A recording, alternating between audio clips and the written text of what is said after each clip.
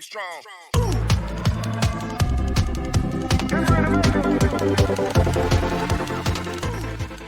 There have been many changes at home, but Theo knows nothing, singing as he walks through the cool forest, murmuring about returning to the cave soon. Thinking about Park Sejun having to bow down in admiration for this clever cat, earning a bunch of money along with enjoying the power of a trade cat, Theo's face showed undisguised pleasure. Suddenly, the red-furred rear end stirred at the mouth of the cave, startling him.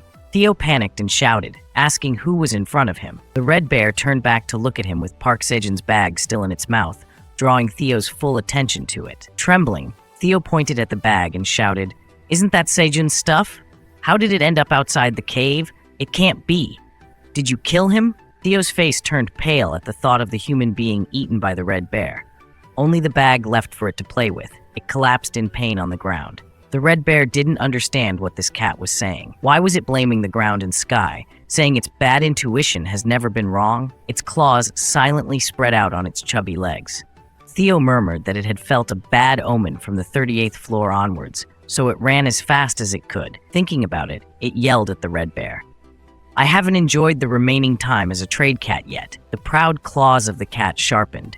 Theo's tears streamed down its face, rushing towards the red bear to seek revenge for Sejun. Just as it was staring blankly at an unidentified flying object in front of it, Sejun swung on the vine, climbing up happily and asking, "Oh, Theo, you're back already?" It kicked the ground, staring at Sejun intently, confirming it was the right person before pouncing on him and shouting. Theo used both hands and feet to feel all over his body. Theo urgently asked if Sejun was okay, if he had lost any body parts. The hypothesis that the red bear had attacked Sejun made the cat panic, so it crawled down to his feet to see how badly his knees were hurt from swinging on the vine like that. After struggling for a while, Theo jumped back up and hugged Sejun's cheeks, asking the giant bear cub what happened.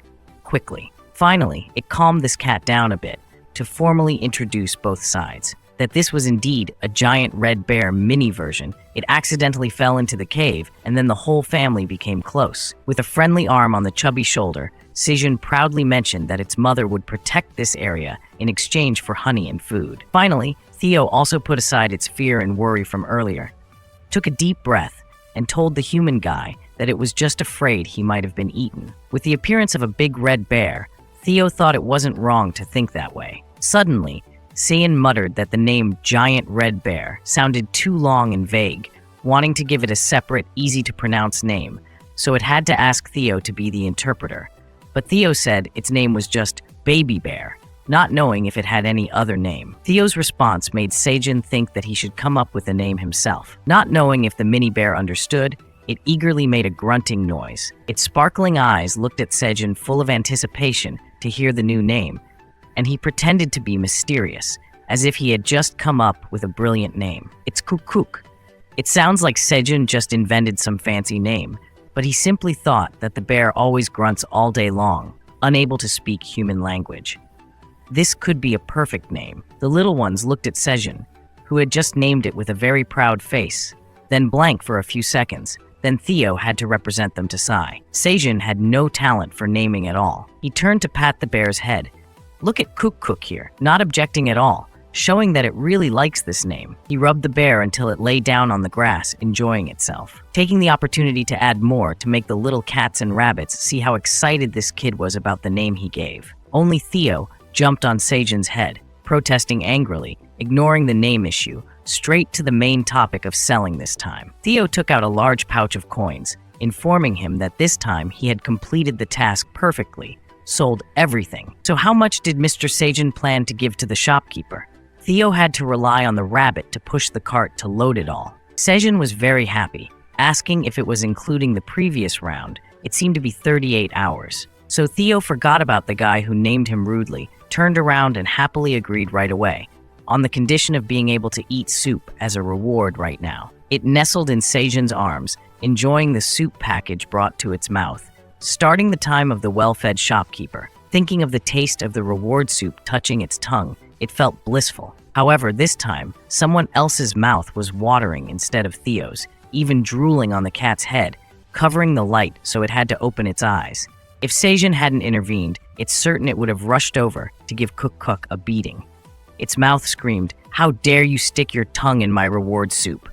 Dare to sit on Mr. Sejun's thigh." Theo's punch to the bear's face made it grimace in pain, lying on the ground, holding its face, tears welling up. Then it roared so loud that it blew away Sejun's hair. The cries of Cook Cook were answered by the lush forest, where the ground trembled with every stomping step. Amidst the dense forest, a sound like a rocket being launched. The giant red fur covering the sun jumped into the blue sky, astonishing Sejun and Theo. The mother bear smashed her paw into the ground, wanting to collapse the entire area, immediately taking a defensive stance to protect her cub, who was crying with teary eyes, with a fierce look in her eyes, ready to live and die with them all. Sejun, half lying, half sitting on the ground, looked at the mother bear, getting more and more ferocious with her cub's cries. Theo turned pale, wanting to switch to become a green cat-like mouse, suddenly losing all innocence. Before the ferocious gaze of the mother bear, it could only stutter a few greetings, introducing itself as a wandering merchant. Knowing it was in danger, Theo raised its merchant's badge, intending to explain it all as a misunderstanding. The mother bear roared fiercely enough to blow away the little cat. Even Sejun and the rabbits behind had to cover their ears against the terrifying noise, yelling at the whole group to finish bathing in quality enzyme. The mother bear then bowed down to Theo and Cook Cook. The frightened cat cried, forgetting about being soaking wet, tearfully apologizing for hitting the bear's beloved son. The situation calming down, Sejun dared to speak up to explain. The kids were just arguing. Parents shouldn't get hot-headed. Only then did the mother bear let out a sigh that seemed to ease her anger, then turned her back towards the dense forest. The whole group breathed a sigh of relief, consoling themselves. Sejun glanced over and saw Theo looking like he was about to die, so he immediately lifted him up and asked what was wrong. The more he was comforted, the louder the little cat cried. Earlier, it was terrified, but now, with Sejun and the rabbits comforting it, it felt better. The black rabbit even came up to lick its face for a while. All the rabbit siblings ran up to lick it, making it ticklish and laugh. Cook Cook looked over there, saw the rabbits climbing on Sejun and licking him, everyone laughing happily. Suddenly, feeling sad, it realized that its crying earlier had scared everyone so much. It slunk back to the group of people in the cave, calling out a few small apologies, then sticking out its big red tongue to lick Theo's face, wanting to wet him all over. It smiled happily, accepting the apology, then softly apologized to its friend again. "From now on, we're friends, okay?" But no matter what, it had to add, "Please don't eat my food. That soup is my life." Saying this, both humans and cats yawned loudly, all the rabbits suddenly feeling sleepy too. Even Cook Cook let out a big yawn. A moment later, the rabbit couple peeked out to check on the kids, somehow feeling an unusual quietness here. The male rabbit noticed the straw hat peeking out from Theo's luggage, couldn't resist the curiosity, and pulled it out excitedly. The female on the other side realized something strange, pointing for her husband to come over and see their kids sleeping in various poses next to Sejun, Theo, and Cook Cook, better behaved than well-fed puppies. The rabbit couple whispered to each other about something. The male rabbit handed Theo's hat back to Sejun, putting it on his head to shield him from the sun, then joined the group, cuddling together to sleep by Sejun's feet, peacefully. The gentle sunlight shone on Sejun's sleeping face, his lips curled in a dreamlike smile, as if dreaming the most beautiful dream of his life. In a place far, far away, where the floating objects amidst the space were flooded with this violet light, it surely couldn't be Earth. Right in the middle of where the dazzling light emanated from were several dark-colored dragons huddled together, gazing down at someone controlling a stream of power, emitting crackling sounds like high-voltage electricity. Things inside were becoming increasingly uncontrollable, and in no time, a surge of power erupted, causing the man to immediately retreat. Gritting his teeth, he was frustrated as to why the door of the tower refused to open, about to lose his patience. Anton Fratani's son approached from behind to advise his father to stay calm, but he was sharply rebuked, not knowing if Aileen was well or not, which made him extremely worried. Thinking it wasn't right to scold his son, Kaiser reluctantly reminded him that it had been 10 years since the last seizure. It took him a long time to get the medicine, and now the gate refused to open, for no apparent reason. The emergency system of the tower also had no response, so they had no way of getting inside. Being stuck outside this space made Kaiser very angry. There was no way to know what was happening inside. Ant knew this, so he asked again. If the emergency system still had no response, It meant that Aileen hadn't had a seizure yet, which was a good thing, giving them time to figure out how to get inside. The two large dragons above seemed to agree with Anton's words, saying that everyone here from the Fratani clan was very concerned about Aileen, so they gathered at the top of the tower to find a way inside. The residence of the owner of the Black Tower is the center of the mana flow from top to bottom of the tower. The dragons in charge of managing the tower also use the mana here to make themselves stronger. Anton reiterated that the entire Fratani clan had agreed to give this ideal tower to Aileen because she was ill. Everyone had risked their lives to get medicine for her. He understood his father's impatience, because after all, Aileen's heart has been untreated for a long time. Kaiser frowned. Even if the entire Fratani clan came here, there was no way to open the tower other than his own. The main point Anton had been saying all along was just that. He wanted to advise his father to calmly think of a solution. Even he was very anxious. Aileen was his daughter. How could he bear to leave the little girl alone in the tower? But then he had to speak up to reassure his father. Anton told him to trust that their daughter in the tower was fighting the illness fiercely. Finally, his father listened. He calmly asked the Fratani dragons to wait until the tower opened. After saying that, the dragons flapped their wings and flew away in all directions, leaving Anton and his son to talk to each other. The predicted day of the relapse had passed, and the emergency system showed no activity. He quietly asked his father if perhaps Aileen's dragon heart had shown some improvement. Kaiser turned back to look at the glowing stone leading to the tower gate. His heart also wished that his granddaughter far away was healthy and well-rested. Perhaps not disappointing her grandfather's expectations, Rang's son was comfortably tossing all 3 tomatoes into her mouth at once with great pleasure. One hand held a book, the other rummaged into a basket full of ripe tomatoes, wondering if this type of fruit had been raised to rank D and its flavor had become much richer. Before, it took eating a dozen to fully taste the flavor. But now, Rang's son only needed to stuff 1 to 2 into her mouth to chill out. Suddenly, her heart thumped, like. A strong contraction made the girl startled, sitting up and looking down, her hand touching her chest in confusion. My heart has never beaten even once in the past 200 years. Why is it suddenly active and absorbing mana like this? Suddenly remembering that the day of my seizure illness should have come, but my health is so good that I almost forgot. Could it be because of these purple tomatoes? Rang's son remembered the property of crops made by humans that could help absorb some mana. Then she opened it to check it out. She enjoyed looking at the tomatoes in her hand, thinking that they were just delicious snacks. She couldn't have imagined that these little things could also cure the dragon's heart. Even more pleased, Rang's son stuffed the tomato into her mouth and hummed excitedly. I, the Black Dragon, Aileen Fratani, 200 years old, have finally found someone worthy of my protection. She tightened her fist determinedly, determined to keep the opportunity to make the dragon's heart beat again, even just once. I must protect the tower farmer Park Sejun very well. Mentioning Sejun, she had to see what he was up to. Muttering the name of this human, it was an honor for him to be noticed by such a noble dragon like herself. Unexpectedly, seeing the straw hat on Sejun's face, she smiled mischievously. She didn't expect him to find the treasure so quickly. But Sejun didn't know anything.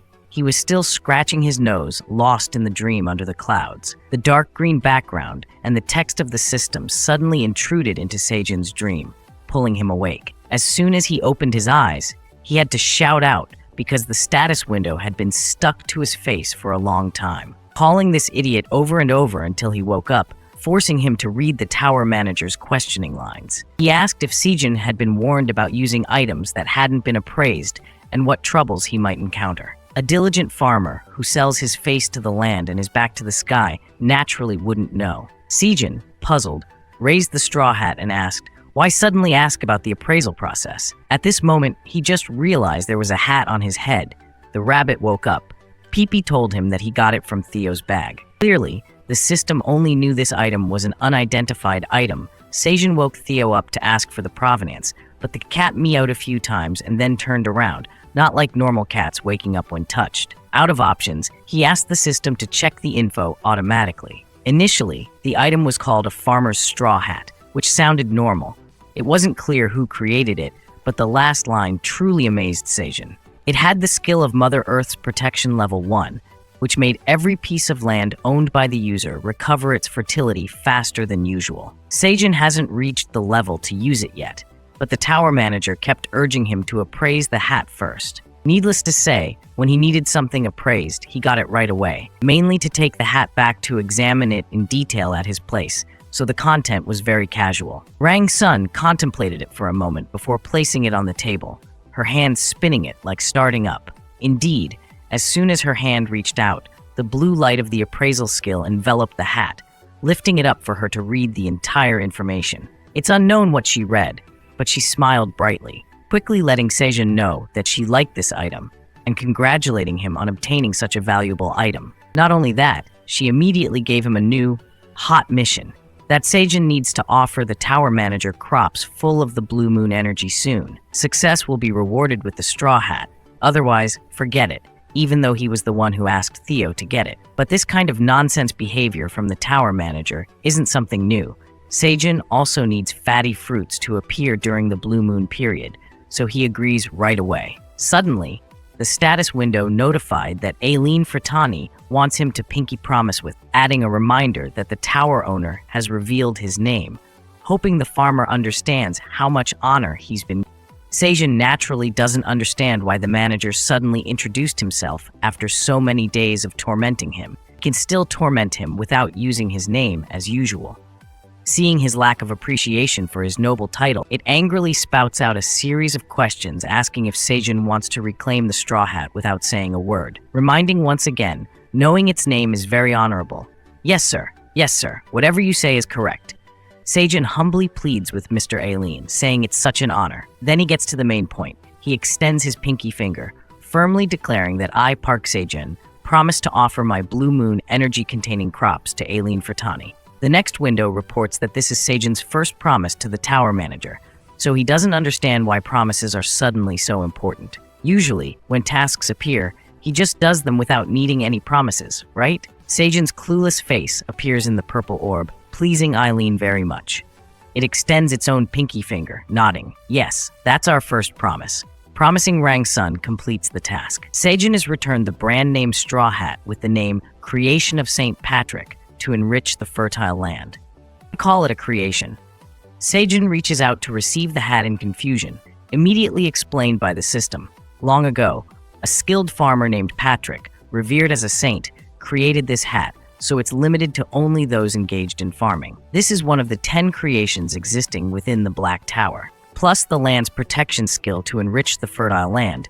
Every farmer desires it. Sejun is no exception. He widens his eyes in surprise, asking if it's really one of the 10 creations. First time he's heard of graded equipment within the Black Tower, and the rank restrictions being lifted because he, a farmer, is using it. Sejun must say he's got a good item now, quickly putting it on his head, thinking its capabilities will increase along with his rank. A series of status windows popped up, questioning whether Sejun, with the straw hat, is a genuine farmer.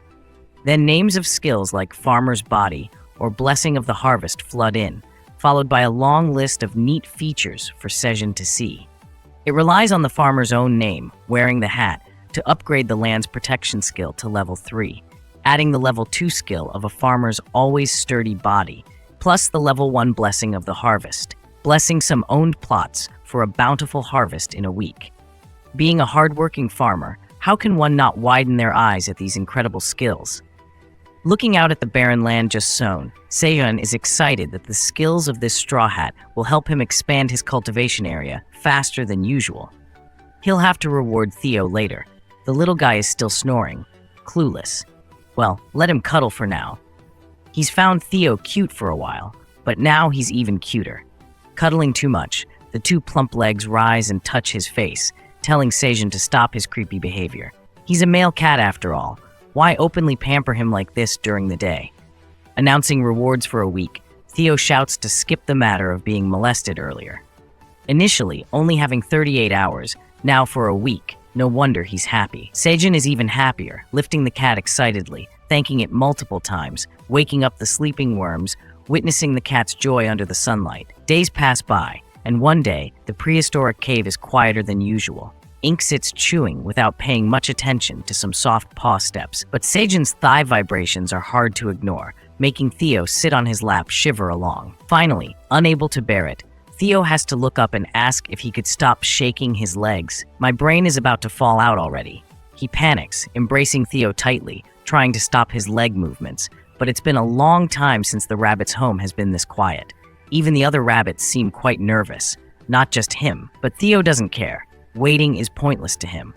He wants Sejun to take the opportunity to cook fish soup for him to eat. As he lifts the cat, intending to leave, the rabbit's door opens with a creak. It's the rabbit pushing a small wrapped bundle out with an excited look, making Sejun hurriedly ask how many were born. The adult rabbits also nod eagerly. They've been waiting outside the delivery room for a long time. Unwrapping the cloth to reveal the 3 tiny bunnies, born for everyone to see, behind the rabbit pushing the cart, there's another call from Pee-Pee for Sejun to look again. In the rabbit husband's hands are 3 more squirming bunnies, making a total of 6 extremely adorable bunny babies who haven't even opened their eyes yet. Sejun and the rabbits gaze at the obedient golden fur babies, feeling like the time when the rabbit cart came and Ink was just born is still fresh. They must celebrate with a big pot of fish soup. Before leaving, he doesn't forget to pull Theo closer for him to see the babies. The cat stands outside, wondering if it can come closer. This is the first time it's seen newborn rabbits up close. They're too cute that Theo doesn't know what to say. It's already small-sized. These babies are even smaller. Their milk-seeking gestures are adorable beyond words. Hey Theo, you're an uncle now. Say hello, Uncle Theo. Startled, it couldn't understand what was happening, but Sejun entrusted the babies to the new uncle, leaving it unable to object to anything. Theo hastily pulls out a reward soup from the robe, saying in a childish tone, "Uncle gives you a reward soup. Eat it to make Uncle happy." The rabbits laugh with tears in their eyes, and Sejun also speaks up, saying the babies haven't even opened their eyes. How can they eat reward soup? Theo has no experience in caring for children, but he's seen the secret black fund. He chuckles mischievously, asking if the new uncle has a lot of hidden reward soup. This time, it's forgiven because of the good mood. But be careful, it might be confiscated next time. In a vast expanse of sand and barren mountains, from afar, you can see a gate glowing with a green light. As you approach, you can see the energy core in the middle, illuminating the area. Also the gathering place of a group of Minotaur and Centaur leaders, quietly listening to the commander's orders. They're all fierce, hearing the superior's announcement that the blue moon is approaching. There's no need to endure hunger anymore. It stretches its legs to stand more firmly to continue its solemn speech. You go find them in the barren land of Huangvu. The Minotaur King's eyes flicker with unique rays, staring straight at the excited underlings below, preparing to attack. Minotaur King, boss of the 99th floor, will seek out things that can be plundered from this tower, where Sejun and his animal companions are immersed in the joy of farming and welcoming new members. Another diligent day in Sejun's prehistoric cave, observing the announcement that this week's harvest has increased by 50%, and the bees flying around the ripe golden tomato flowers, a delightful sight. Sejun quickly realizes that thanks to the skills of the Straw Hat, tomato flowers are blooming more than usual, and the number of beehives coming to collect nectar is also higher. He stoops down to inspect the quality of this batch of flowers, pondering that Blue Moon's 7th arrival is imminent. So Cook and its mother haven't visited the cave these days. Sejun also has to make use of this time to prepare before that day comes. Suddenly, behind him, there's the sound of Pee-Pee and the hurried meowing, and other than Theo, who's using his 2 legs to chase after the 6 mischievous golden furballs. Just catching up to them, the cat has to scold them, saying they're too dirty, don't play with them, and this fire is dangerous. Do you want to become grilled rabbits? Stop rushing into it. All right, it's very dangerous. Stick to Uncle's body, don't leave. Theo struggles with both arms full. Carrying all 6 little rabbits is truly exhausting. It's unbelievable that in such a short time, it's become an experienced babysitter. With hands in his pockets, Sejun approaches to inquire about how the job is going. The rabbit couple chuckles, hearing the cat complain about being exhausted. It's not an easy task. It's not a joke. But Theo is very proud, saying it loves them. It's become an uncle now, so these tiring things are nothing. On the other side, the rabbit couple likes Theo, truly a responsible uncle. But Sejun understands their intention is for Theo to take care of the little ones, so he raises his thumb to show he gets it. He calls out to Theo as Theo takes the little ones on an adventure outside the prehistoric cave, reminding him to be back in time for dinner. Another long day is almost over. The bees return to their hives, hastily sealing up the gaps to avoid Blue Moon's light. The rabbit family finishes their fieldwork and returns to their home, shutting themselves in, cutting off communication, while Sejun has made quite a few preparations, his bag bulging. Theo is still lingering outside, and Sejun is surprised to see him sticking a leg into the fabric bag. The cat quickly explains that it's going inside to avoid Blue Moon. "This bag has the ability to block Blue Moon's light, Mr. Sejun. Mine is quite small, so it only makes a simple tent, but for those upgraded or high-end bags, they can even open up into a villa." Sejun didn't expect such functionality from such a small bag. He rummaged in his backpack and pulled out a small white item for the cat to see. Theo grabs it with both hands, as if holding something delicate. Stuffing the jar into its warm belly fur, Theo says it will guard it carefully. Just as it finishes speaking, there's a change in the sky. Knowing Blue Moon is approaching, it covers itself with a blanket, ready. The sky quickly turns dark. Cook and its mother are nowhere to be seen. Sejun hopes they're okay. In the tranquility, his prehistoric cave suddenly rumbles like an earthquake. The noise echoing sounds like a wild beast roaring loudly, making Sejun extremely vigilant. This is the territory of the red bear, so how could there be the roar of other animals? He puts a cherry tomato into his mouth, puts on his leaf earmuffs to block out the noise, but the commotion above only grows louder, as if piercing through eardrums. As suddenly as it appeared, just minutes later, it vanished, leaving only the sound of the wind. Sejun wonders why the noise earlier sounded like a bellowing bull, but the sparkling cherry tomatoes quickly capture his attention. What's even more surprising is that they're turning blue in both clusters, not just individually like usual. Whether it's because Blue Moon's light is stronger or due to the skill of Sejun's hat, it's hard to tell, but in the distance, there's something else illuminated by the green light. Blue, sparkling and inviting. Over there is a cornfield, and Sejun has never eaten blue corn before, so he's excited to go there and check it out. Now Sejun can be quite sure that even the corn can absorb Blue Moon's light, thanks to the skill of the bountiful harvest season. The next morning, the scene outside Sejun's prehistoric cave returns to its peaceful state like any other day. Theo stands on his hind legs at the cave's entrance, peering inside for a moment, sure that no one's there, then urges Sejun to climb up quickly. As soon as he gets up there, the cat hesitantly asks why they didn't wait for the red bear mother and cub to arrive before climbing up. What if there's something dangerous outside? How will they escape? But Sejun can't wait. The strange animal noises from last night make him want to take advantage of the time to check around to be sure. Assuring Theo that he'll be quick, Sejun plans to return to harvest the green fruits. Theo jumps up and down, grabbing onto Sejun's leg, insisting on going along, heading straight away from the forest, towards the distant view of the transmission tower. But Sejun, small compared to the landscape, can only see freshly planted sweet potato fields torn apart. Scattered amidst the mounds of earth are footprints of some large ungulate. Judging by the height they piled up, Sejun guesses they must be incredibly large. Suddenly, an idea springs to mind, and Sejun immediately crawls on all fours to the nearby mound, then squats down and scoops up some soil with both hands. Theo doesn't understand what this human is up to, but going too far from the cave makes him uneasy, so he whispers to go back. But Sejun is too excited to find the soil soft and moist, retaining water, rich and fertile. Thinking of replacing the sweet potato field with this new soil, Sejun envisions a vast and fertile farm awaiting him. But as he stoops down to assess for a moment, Sejun realizes he doesn't have any farming tools like carts or tractors to till the soil here. He bows his back, looking down and evaluating for a while. Relying on the shovel rabbit would be too much for it.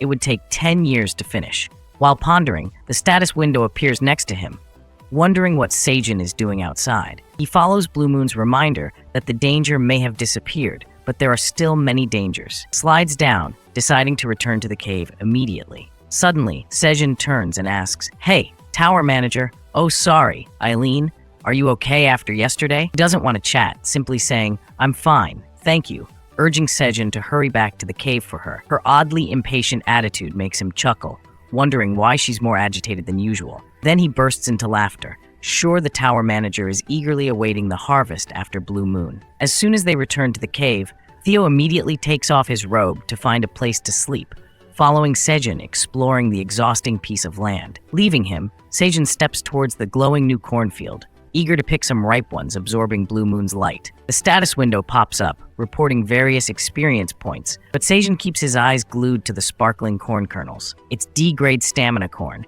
increasing the eater's stamina by 0.1 points. Sejun marvels at its simplicity, yet he can't stop admiring how it doubles his stats from E to D grade. Sejun hurriedly wipes away the drool, then shifts his gaze to the sparkling tomato field.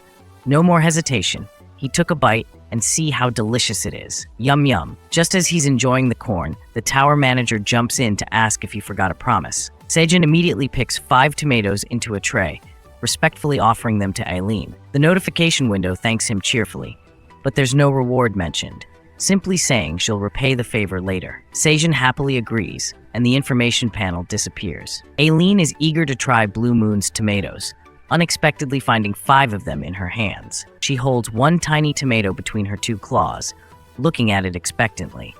Ordinary tomatoes already make her heart race, so Blue Moon tomatoes are sure to have an even better effect. She throws all 5 tomatoes into her mouth at once, not knowing if they'll cure her illness, but they're so delicious, she can't help but enjoy them immensely. Unable to resist the delicious food, Aileen tries to ignore it and focus on the mana flow. Bit by bit, she delves deeper into each stream, pouring into the dragon's heart. Aileen is extremely hoping her heart will beat fiercely again. Unexpectedly, excruciating pain hits her suddenly, catching Aileen off guard. She collapses heavily onto the floor, enduring the piercing pain in her heart. Sweat drips from her forehead as she gasps for air. She couldn't have imagined the process would be this painful. Sejun forcefully and quickly strips the corn leaves to get the kernels. He throws them into a pot lined with leaves, covers it, and lets the fire below boil the water. It took a while to use Theo's pot, feeling almost like baking cookies to welcome the new year, which he enjoyed a lot. Behind Sejun are 2 rows of corn leaves and stalks waiting to dry on the branches, enough for him to have a morning tea. Behind him, the rabbit's burrow is bustling with activity in the morning. All adults, no sign of the yellow fur ones. The rabbits point to their burrow, chirping pee-pee, and Sejun understands they're sleeping with their mom. Showing off 8 Blue Moon tomatoes that were illuminated, Sejun boasts to the little ones. Sejun adds that there's Blue Moon corn in the pot waiting to ripen, and soon it will be distributed for everyone to eat. The rabbit father holds a tomato in his hand, happily saying pee-pee something, then raises his finger as if to say that's enough. Sejun understands. He wants to give the first blue corn to himself. He thanks and pats his head, making the 2 little rabbits stand aside shyly. Now there's still a lot to do. Let's harvest it for dinner, shall we? The tomato field is still bustling, but the bees are still busy flying around all day long to check if there are any remaining flowers. In no time, it's dinner time. Sejun eagerly takes out the boiled corn, seeing it moist with steam. He eagerly wants to drool. He holds it up and blows on it to cool it down, secretly thinking with the addition of seasonal skill D and Blue Moon energy, the taste will be much different. Excitedly holding it up, he invites each rabbit to have a Blue Moon tomato for the party, but Chubby Rabbit has already eaten his since when. The siblings bite into each small piece with delight. Previously, 1 tomato had to be divided among many. Now each one gets their own, making everyone happy. The rabbit husband holds 2 tomatoes, thanking Sejun, then takes the remaining one back to his wife. And Sejun doesn't hesitate either. He brings it to his mouth and starts munching. It's delicious. Each seed is so delicious. Sejun takes a big bite and happily exclaims, then continues to bite continuously before the admiring eyes of the rabbits surrounding him. Absorbing Blue Moon corn energy increases permanent stamina by 0.1, but the taste is so good that Sejun hardly notices. He finishes it all in one go, even tossing the cob he couldn't chew directly into the fire. After eating, he stands up to wipe his hands, eagerly helping the rabbits harvest the remaining corn in the field. The effect of the straw hat on the quality makes Sejun very satisfied. All the ripe corn can be harvested at once, so he gets to work quickly. Curious about how grade D corn will differ, the system informs him that it's stamina-boosting corn, with the effect of reducing 20 grams of body fat and increasing physical strength by 0.2 points in 10 minutes. The effect accumulates 10 times in 1 hour. For players who are not awake yet, there is still the ability to reduce fat and increase skin elasticity. Surely his mother will love this. It's even better for skin elasticity than collagen. Seeing the abundance of harvest, Sejun happily plans to send some home for his mother next time, along with some types from the cave. All the ones suitable for those not awake yet will be sent home for the family to enjoy. The big head of the red bear peeks into the cave, wanting to block half of the light. But seeing both of them healthy, Sejun is very happy and swings up to inquire immediately. Pouring honey into Kukuk's hand, he even makes up for yesterday's share, making the little one eat it eagerly. The mother red bear looks at her greedy child happily, and when Sejun says he'll bring grilled fish next time, she's even happier. Theo says he has to go to work, which surprises Sejun, who turns back to looking still so sleepy. Why not sleep a bit more before going? He says he can't waste time as a merchant cat by sleeping. As the most professional among wandering merchant cats, Theo needs to push through sleepiness and get to work. As soon as he hears Sejun's praise, Theo jumps onto him, wanting to be taken to the merchant gate. Behind him, there's the familiar mouth holding onto his cloak. Kukuk lifts Theo lightly off Sejun, and he waves his hand, saying the mother and son bear will see him off. Meanwhile, Sejun also has a lot of busy work to do. He returns to the sweet potato field to contemplate whether he should replant this area. At the distant energy tower of level 99, Minotaur King sits on his own chair, sticking his hand into the pile of soil brought to him for inspection. One cow after another brings a pile of soil next to it for him to inspect. The first one brings only mud. The second one has only dry soil, so he laughs it off, commenting that what's these, all mud and soil. He stands up and points directly at the pile of mud and soil under his feet, blaming the subordinates for their ignorance. The food hasn't been brought back, only mud and soil. How do you expect it to eat? Oh, boss, it's been a long time since there's been a single blade of grass or any vegetation on our territory. The statement of the subordinate brings a heavy atmosphere down. Even if we dig 3 feet of soil in this area, we're still unlikely to find any roots, let alone tree trunks. It's true, Minotaur King sits down on his chair helplessly, sighing deeply, starting to blame fate for the unfortunate situation. I remember back then, this entire level was covered by lush, high-quality green grass, stretching to the horizon. The most powerful monsters in the Dark Tower responsible for guarding the teleportation point were minotaurs, so they easily consumed all the grass. Then, fearing that Blue Moon's energy was weakening and no longer able to supply the tower, Minotaur King ordered his subordinates to spread out, devouring all the grass during the Blue Moon period to take advantage of its power. But he couldn't anticipate the appetite of the mighty minotaurs.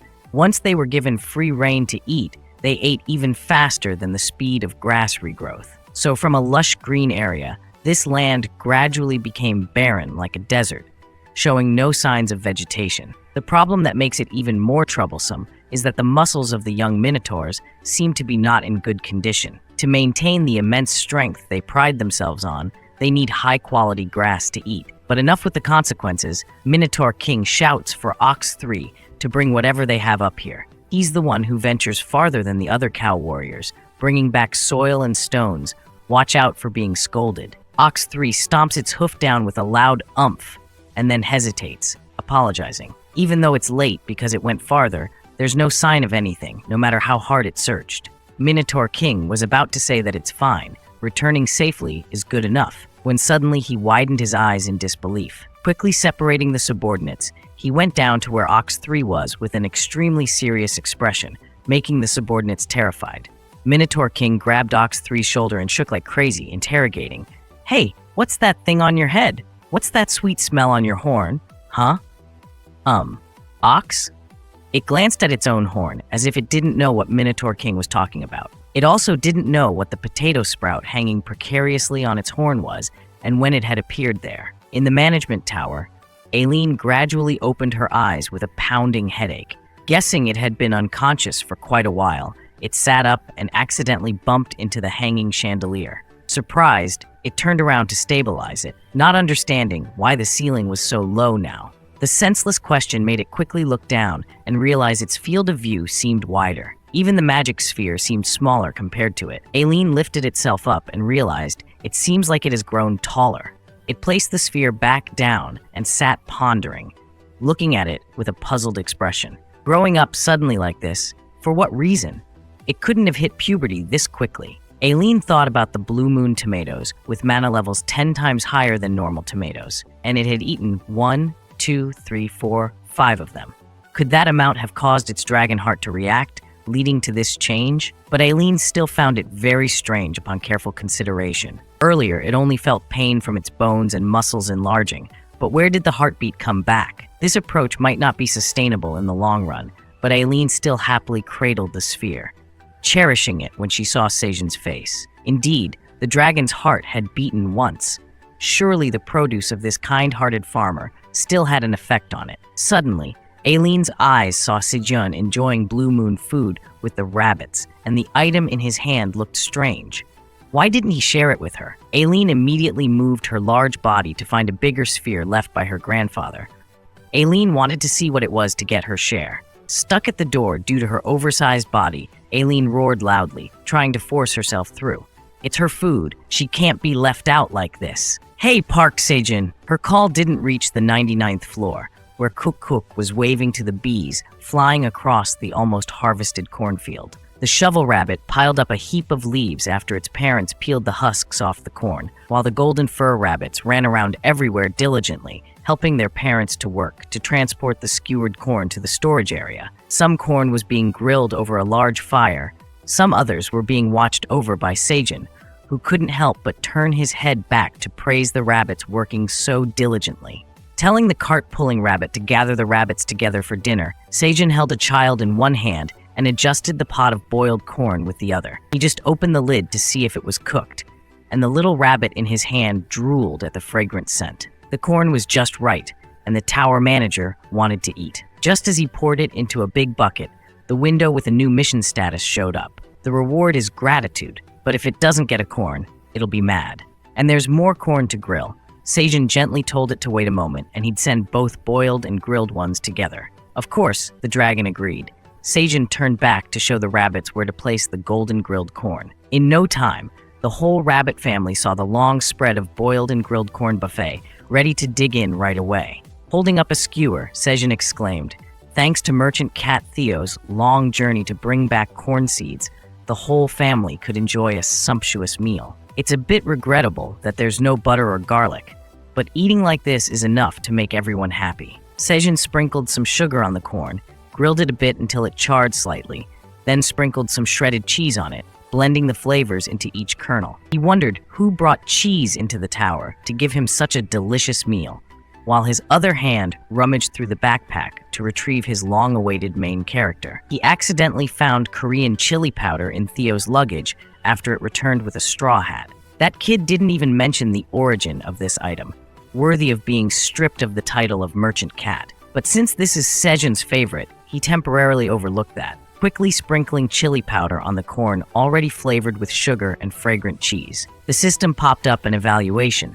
Eating this would make even the gods ecstatic. This fatty and spicy treat seemed to want to lift Sejun out of the tower and back home. He joyfully chewed continuously, not in vain for watching cooking tutorials on YouTube. After enjoying it, he handed 6 fragrant grilled corns to the tower manager. Completing the task quickly brought him gratitude. Sejun made one more, but when he didn't hear the rabbit speak, he leaned down to ask them. Unexpectedly, he saw them all enjoying the food and had no time to talk. Only the rabbit couple was separating each kernel to feed the eager children. Quickly, Uncle Sejun placed the corn in a wooden bowl, used a spoon to push a straight row.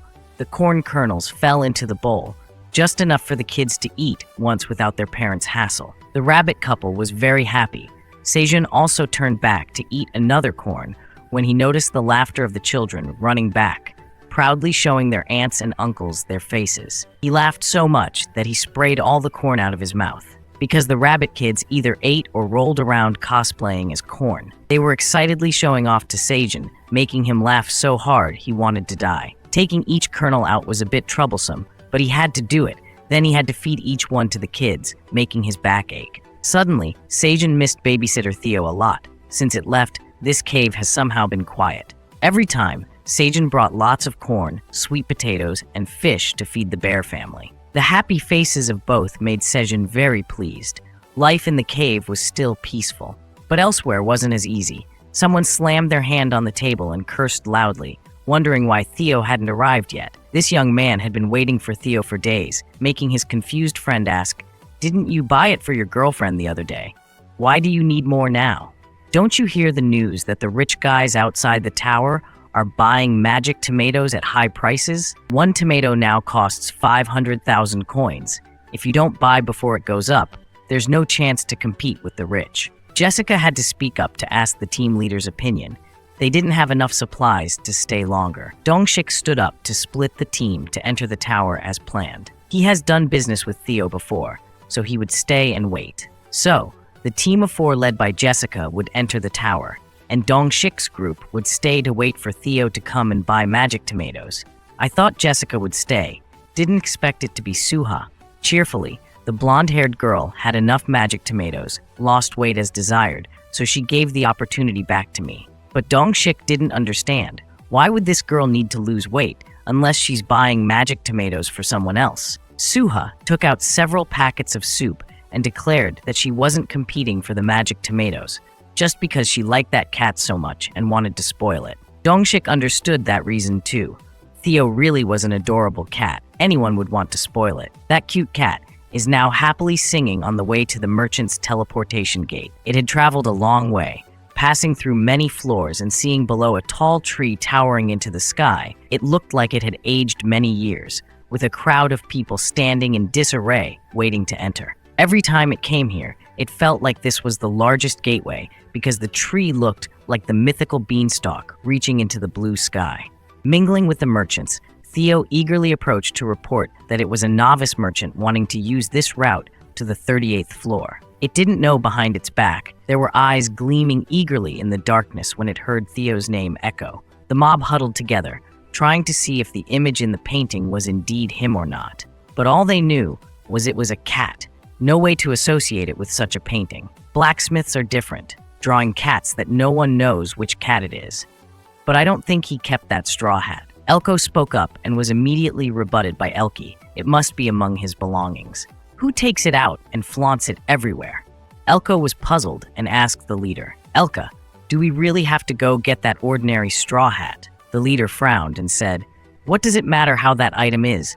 The elite mercenaries only care about how to retrieve the requested item." All 3 hat bosses began to shadow Theo without knowing there was someone listening to everything from start to finish. Zerath stood there observing for a while, not understanding why the Silver Wolf clan was tailing Theo. It suspected it was because of the straw hat that Theo didn't even realize brought trouble upon himself. But what puzzled Zerath the most was what was so special about that hat that Grid, the landlord, had to hire mercenaries to retrieve it. Zerath's spy instincts surged within her. She was determined to investigate thoroughly. If she left a clueless cat alone amidst a pack of wolves waiting eagerly, who knew what would happen? Another day with beautiful weather, all the workers of the prehistoric cave came to the surface to labor diligently to rebuild the garden destroyed during the Blue Moon Night. With the help of mother and daughter Kukuk, the rugged rocky ground was flattened easily into plots of land, ready for Sejun to introduce new seeds to the children. Inside the red pouch were 1,000 peanut seeds, distributed for everyone to sow in the prepared pits. A few hours later, Sejun wiped the sweat, praising himself for harvesting all the corn this morning to reach level 6. The seeding speed was faster than usual as a result. At that moment, the seed shop unexpectedly offered an additional choice of 1,000 cashew seeds for 5 silver coins, alongside 100 turnip seeds for 0.1 silver coins and 100 cucumber seeds for 0.2. Knowing that cashew seeds could thrive well in harsh, barren soil and enrich the soil, Sejun still chose to buy them despite the higher price. Successfully purchasing 1,000 cashew seeds brought 106 experience points, upgrading Sejun's farmer ranking to a new high, leaving him gaping in astonishment. The status window indicated he had been promoted from a new recruit to a commoner in exchange, rewarding 4 seed choices instead of 3, and allowing Sejun to buy as many seeds as he wanted for no more than 5 silver coins. Because Sejun himself had leveled up, the seed shop was also upgraded to level 2. After this batch of cashew seeds, his next purchase would receive higher grade seeds. Holding the seed pouch in his hand, Sejun eagerly pondered how he would sow and cultivate them. Then suddenly he became bolder and more ambitious. There were still many types of seeds he wanted to buy, all at once, to improve the current situation. The withered corn leaves after the harvest could be considered a once-a-season crop that needed to be replaced by a more productive new seed. Now, they were no different from the straw heaps that Kuk and the rabbit family piled outside. This little bear looked so capable. It alone could hold a bundle of leaves as big as the entire rabbit family combined, quickly gathering enough leaves to cover all the peanut seeds. Sejun and the others covered the ground with corn leaves to reduce evaporation, as there was no night here. The sun shone continuously, which could dry out the soil. After covering the peanut fields, he returned to the cave to shell the corn. Besides eating, Sejun needed to separate the seeds for future planting to avoid buying new ones. Peeling all of these made him sweat profusely. Sejun needed to soak them in water and plant them tomorrow for the new season. The golden fur rabbits hopped out of nowhere, making cute pee-pee sounds, but this determined hand was aiming to grab their corn. Seeing the pitiful look of these little rabbits, Sejun realized they were probably bored, with nothing to play. The adult rabbits and their parents had taken care of the farming. No one had time to play hide-and-seek with them. Ah, that's right. Sejun came up with a game for them to play. Searching through his backpack for a while, Sejun pulled out a bunch of small bags filled with dried carrot slices for them. They look cute like kindergarten kids, but they all have their duties. Sejun instructed the kids to take the dried carrots to the adults working hard. Don't secretly eat them all. Got it? Sejun told them to distribute them diligently to everyone and then come back here for more. The kids followed his directions, obediently hopping out to the fields, and in no time, they distributed enough snacks for the parents and siblings. Looking at them so tiny, Sejun thought about whether he should ask Theo to buy some outfits for the kids to wear. Whether it's kindergarten clothes, sailor suits, or Lolita doll outfits, just thinking about it makes them incredibly cute. Too bad there's no phone, or else he'd take pictures of everything. In the distant place beyond the rugged mountain ranges, Ox 3 walked for a very long day, but still couldn't find where that strange thing hanging from its horn was yesterday. Where could that thing be? It frowned in frustration, its memories disrupted by Blue Moon's influence. So Ox 3 only vaguely remembered it somewhere around here, deciding to complain why the leader ordered it to find it. All because the Minotaur King was extremely panicked, pointing at that strange thing, questioning where it found it. Ox 3 vaguely replied, near the border of level 99. It didn't remember exactly, making Minotaur King panic and ask, "How dare you leave the Minotaur territory?" Moo. No. It tried to explain that it couldn't remember anything because of the blue moonlight. Minotaur King threw a sweet potato into its mouth to see what it tasted like. It had never seen this in the level 99 area in its entire life. I wonder if it's delicious, but the way it chews makes the underlings look dumbfounded and drool. Moo. The Minotaur King breathed heavily and roared, saliva dripping without belief. It exclaimed, "Oh my god, why is this thing getting sweeter the more I chew? Your muscles are being energized. It's doing the lambada here. Truly refreshing. Surely it's delicious. It's fancy stuff." Minotaur King grabbed Ox 3 by the shoulder and shook it vigorously, telling it to quickly find more of this good grass to bring back. The survival of the entire Minotaur tribe rests on its shoulders. It must bring back food. So Ox 3 is now wandering out here, trying to find some clues.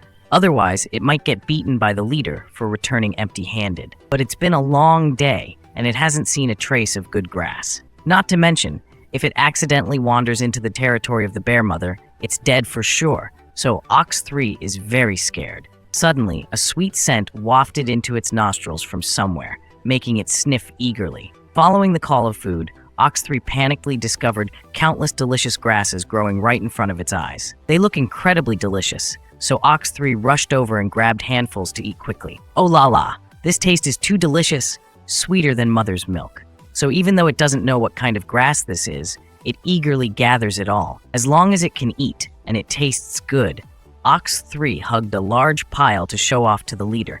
Surely it will be praised this time. In the Red Bear family's forest territory, its eyes widened with vigilance and sniffed in the direction Ox 3 just went, then snarled with a hint of doubt, to the point of dropping its cub to the ground. Its face twisted into a fierce frown, focusing to identify what it was, finally realizing it was the scent of another species, its expression becoming even more dangerous. Aileen is reclining, taking a sip of refreshing water in the adult hot spring, feeling blissful. When she was little, She couldn't use this hot spring, but now she can enjoy this relaxing feeling. Suddenly, the status window pops up, making her lose her temper. This giant red bear somehow always disturbs her at the wrong time.